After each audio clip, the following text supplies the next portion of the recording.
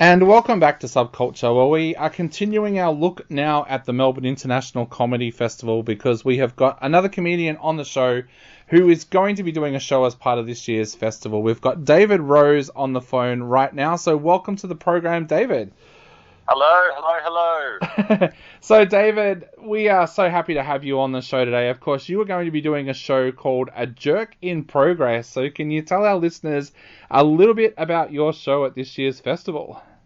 Yeah, well, I'm a bit of a jerk, aren't we all? But the show this year is basically just a collection of stories and jokes and whatnot, all about my life, your life, everyone's lives in the last sort of 24 months and trying to wring a little comedy out of it. Should be fun. I just did it in Adelaide and sold out a couple of shows there, sold out a run of shows in Darwin, so it's a good show. People like it.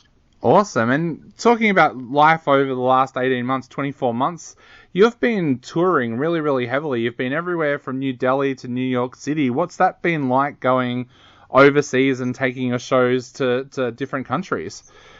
I got to say, I love performing overseas. The biggest thing I like about performing overseas is that you get to perform to different people and you get to see different sort of audience makeups. And for better or worse, Australian audiences tend to be very Caucasian. Yeah. So it's nice to go overseas and talk to other people from different cultures and bring your jokes to them and go, what do you think of this? And they normally go, we don't really get it, but thank you for coming. And then you've got to figure out a way to make them laugh. I think it just makes you stronger as an artist to have input from different cultures. Yeah, that's even a thing going to America. I know when the movie The Castle got released in America, they had to go back and change references to Tiranas and Commodores and things like that. Is that something that you become aware of when you are going to a country like America, not to use Australian terms and things like that? I don't really think so. It was Marshall McLuhan, who was a philosopher of technology, who said the world is a global village. I think these days people do get other references to other countries because they've heard about us or they've seen videos of Australian comedians online. I think there's enough. I think it was probably pretty different in the 90s when The Castle came out, where people really didn't know anything about Australia, but people are pretty up to date on cultural references. And if you say, I was driving a Ford, they sort of understand that you were driving a car. They don't think you were driving a horse or anything. Yeah. But I would say that there's things that Americans laugh at that Australians don't laugh at. There's things that, vice versa. But we do have slightly different senses of humour. Americans are a little more overt, and they prefer their jokes to be a little more, a little less nuanced sometimes.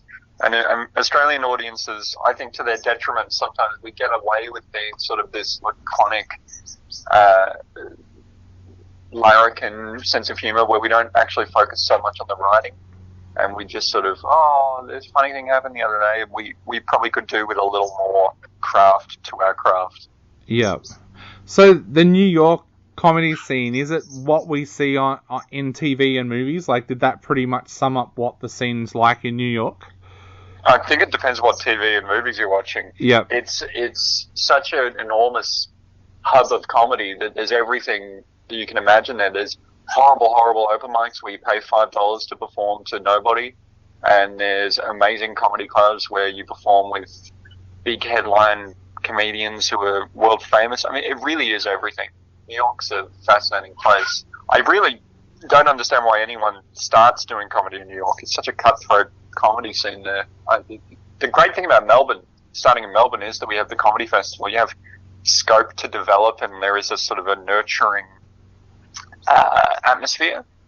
New York is just, it's America in general, but it's just sink or swim. Anyone who comes up through that system is invariably very, very good, or has incredibly rich parents. So you also did, as I mentioned before, you did comedy in New Delhi. How did that come about, and what's that comedy scene like? To be honest, I was going to a wedding in Mumbai, so I was in India, and I just thought, it'd be fun to do a gig here. So I went and did a show I did some shows in New Delhi.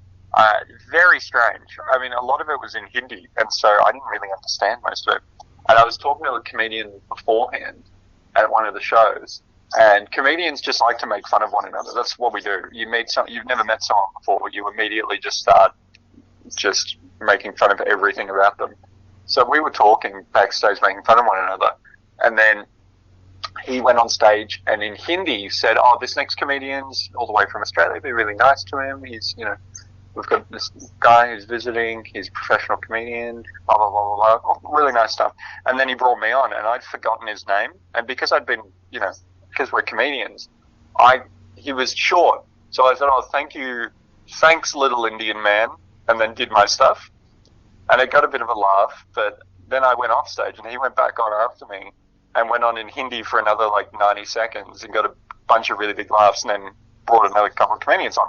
And a couple of days later, I started getting these really angry messages on YouTube and Instagram going like, "Hey, screw you, you don't respect Indian comedians, you don't respect India, blah, blah, blah." Turned out he'd filmed it and he hadn't told me about it and he'd put it online and he thought I called him Little Onion Man. And he was really confused, and then just did this whole thing about these white people, they come to our country, they call us Little Onion Man. It was really funny. And I didn't know, so I was getting all these messages like, "Oh my God, what's happening? Have I offended? What have I done? I've started a movement." And I messaged the guy that we'd been making fun of one another. I was like, "Dude, what's going on?" And he goes, "Oh, yeah, I filmed it. I put it online. I hope that's okay. It was really funny. Great to meet you." And I said, "Oh, look, I'm getting a lot of weird messages. Can you please just take this down until I leave India?" And he went, "Yeah, sure." So he took the video down until I left India and then put it back online the second I left. And I still get messages to this day. But now a lot of the people that originally saw the video and were angry at me for making fun of him have subscribed to my channel, and now I get a lot of messages going, "Hey, come back to India, we love you."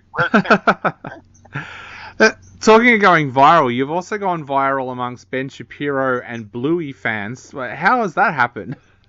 Oh yeah, that was a strange one. I was doing a show in Queensland and I was just talking to a guy in the crowd and he said he was retired and he looked really young. I said, "How could he possibly be retired?" Turned out he was one of the original creators of Bluey, one of the writers on the show. He'd made his money and retired. And I just sort of talked to him for a little bit, and then I made fun of him because he got a free ticket to the show, and I was going, "Surely you've got enough money to pay for the thing." The Ben Shapiro one's even stranger. I did a routine. It's a routine about being a progressive, but being frustrated with other progressive people doing things that maybe might sound progressive, but I think are a little retrograde. Because, it's like the horseshoe theory. You go too far one way, you end up right back where you started. I think extreme left-wing people and extreme right-wing people have a lot in common. And anyway, it was a joke about that, and Ben Shapiro's people saw it and put it online because they thought I was right-wing making fun of progressives, where it was like, the call is coming from inside the house. I was actually making fun of progressives as a progressive. Anyway, it's interesting to see. You never know where your material will end up. Yeah, and does that also kind of warn you, at how dangerous online can be? There's two things there that's happened in your career where the person has taken it the wrong way and spread it online. Does it really make you aware of how quickly things can change these days online for someone? I've been making stuff online since 2013. Yeah. I mean, the first thing I ever did in comedy was an article for Cracked.com. Yep. Back when that was a website that people read. So I've been around a while. I think that generally speaking, people are pretty. They're cleverer than we give them credit for. Yeah. But not much more. But people are smart enough to realize that if they see something, it's a joke as comedy. I mean, it depends. It depends what art form you're in. If you're a musician that's known for just making really hard-felt music, and then you put out something where you're making fun of progressives, maybe it doesn't go down well. But yeah, I like to think I've cultivated a following of people who understand that I post jokes. Yeah. Yeah, I'm not running for office. Yeah. Well, I'm sure a lot of your followers will be heading along to check out A Jerk in Progress. And for our listeners out there, if you want to check out David live, his show is going from March the 27th right through to April the 21st at the Pilgrim Bar 2 at 8:35 each night. And we've got a link on subcultureentertainment.com where you can grab tickets to this amazing show. David, before we go, what would you like to say to people out there who are thinking about heading along and checking you out with A Jerk in Progress? If you come along, it's going to be a great show. You're going to have a great time. And if not, I won't give you money back because I need to pay my rent. But the Melbourne Comedy Festival is a great chance to take a punt on someone you haven't seen before. So if that sounds like your cup of tea, even if you don't see me, go and see someone, because without audience members, it really is just mentally ill people talking into the void. Comedy. There's a very fine line between comedy and institutionalized. Definitely. So yeah, come see a show.